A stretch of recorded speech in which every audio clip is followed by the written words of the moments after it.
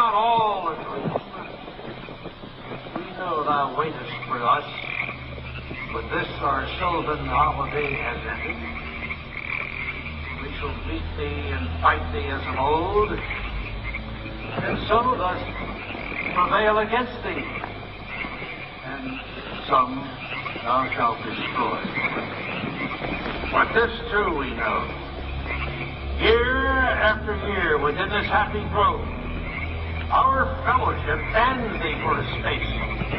Thy malevolence which would pursue us here has lost its power under these friendly trees.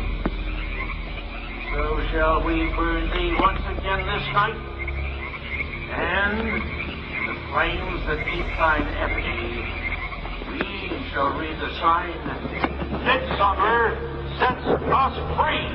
He shall burn me once again.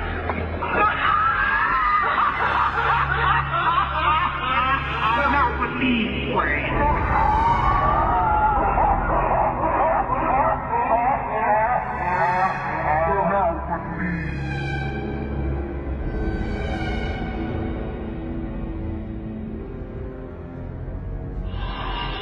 Begone, dull care.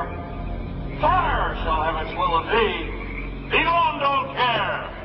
And all the winds make merry with thy dust. Fill fellowship's eternal flame. Once again, midsummer sets us free. What are you going to talk about? Yeah. A fraud? No, it wasn't a fraud, but I'll be glad to talk to you if you'll shut up and let me talk. And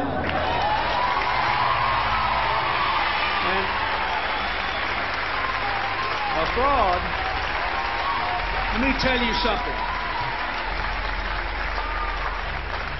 I'll tell you a couple of stories about fraud.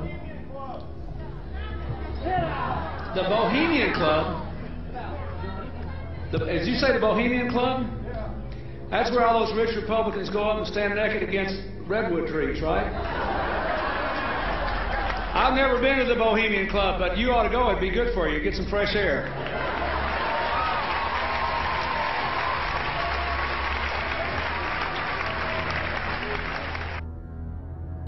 Sir. First, also, were you a member of Skull and Bones from college in Bush? Were you in the same secret society? That's all right. Let me answer his question. Whoa! Is anybody? Help me! Help! Change me! I can't do anything! Ow! Ow! Ow! Ow! It's so secret we can't talk about it. What does that mean for America? The conspiracy theorists are going to go on. I'm sure they are. I don't know. I haven't seen the website. Number 322? First of all, he's not the nominee.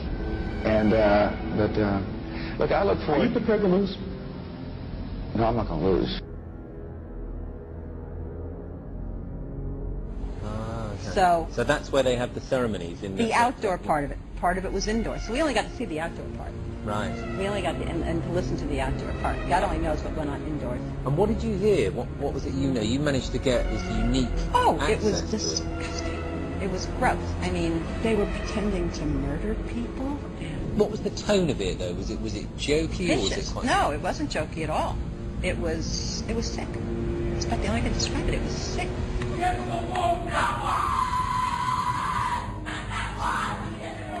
What you're hearing is the first recording ever made of the Skull and Bones initiation ceremony. It has never been broadcast before.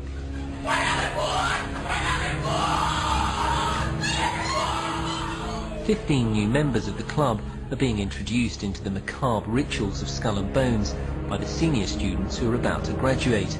The club has what some might see as a strange fascination with death, skulls and bones.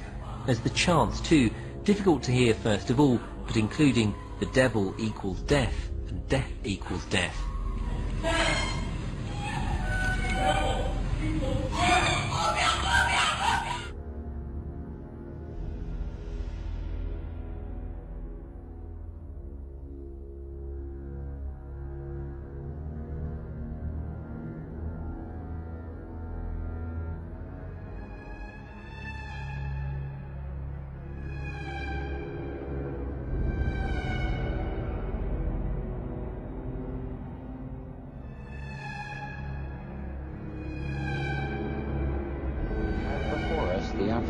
to forge for ourselves and for future generations a new world order, a world where the rule of law, not the law of the jungle, governs the conduct of nations.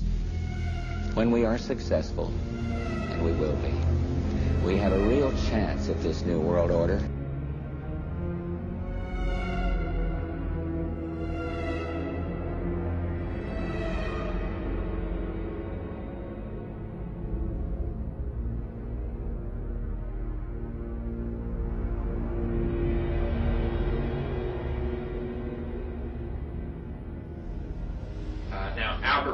Who's probably the most famous Freemason of all time, he was a Mason who simultaneously occupied 3 different positions. He was the head of Washington, D.C. Masonry, he was the head of American Masonry, and he was the head of World Masonry. Albert Pike wrote the book Morals and Dogma. It was published in 1871, and is used in all Scottish Rite initiations to explain the crass philosophy.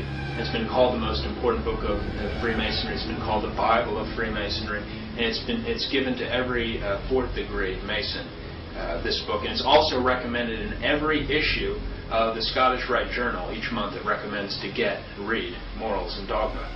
Albert Pike says in Morals and Dogma, quote, "The Mason is familiar with the doctrine that the Supreme Being is a center of light." Now, what is this light that the Masons are talking about? The answer can be found on page 321 of Morals and Dogma by Albert Pike. Quote, "Lucifer, the light bearer, Lucifer, the son of the morning, is it he who bears the light? Doubt it not," end quote. And on page 324, he repeats the thought. He says, quote, "A devil, the fallen Lucifer, or light bearer." He identifies Lucifer as being the devil. And it's you may repeat it to the brethren of the 32nd, 31st, and 30th degree. The Masonic religion should be, by all of us initiates of the high degrees, maintained in the purity of the Luciferian doctrine. Yes, Lucifer is God, and the true and pure religion is the belief in Lucifer, end quote. These are men who are extremely super high-level occult masters who are selected, each one of them, to reign over a continent. These men, in return, report to a group that's called the Seven. And these 7 are very, very powerful fallen angels. They're what the Bible calls principalities. And they, in turn, report to the great architect of the universe, Lucifer himself.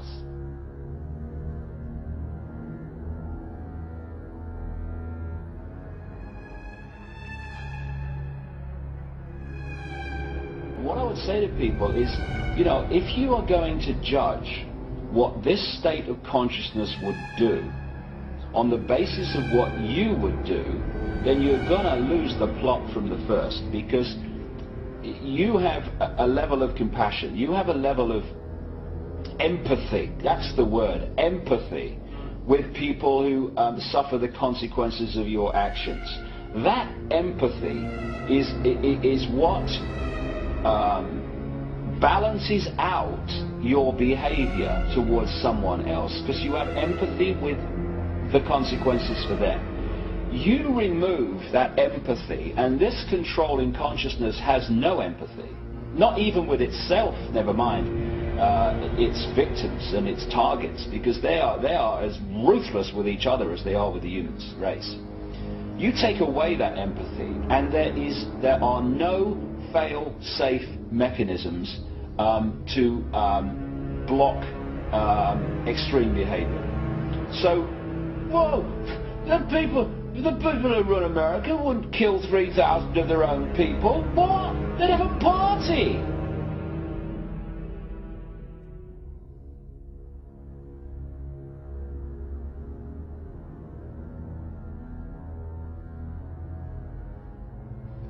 You know, who knows if he's hiding in some cave or not. We hadn't heard from him in a long time. And the idea of focusing on one person is really indicates to me people don't understand the scope of the mission. Terror is bigger than one person. And he's a person who's now been marginalized. His network is, his host government has been destroyed. He's the ultimate parasite.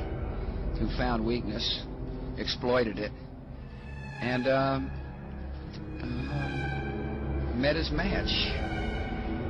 He is, you know, as I mentioned in my speech, I do mention the fact that this is a fellow who is willing to commit youngsters to their death, and he himself tries to hide, if in fact he's hiding at all. So I don't know where he is. Nor do, you know, I just don't spend that much time on him.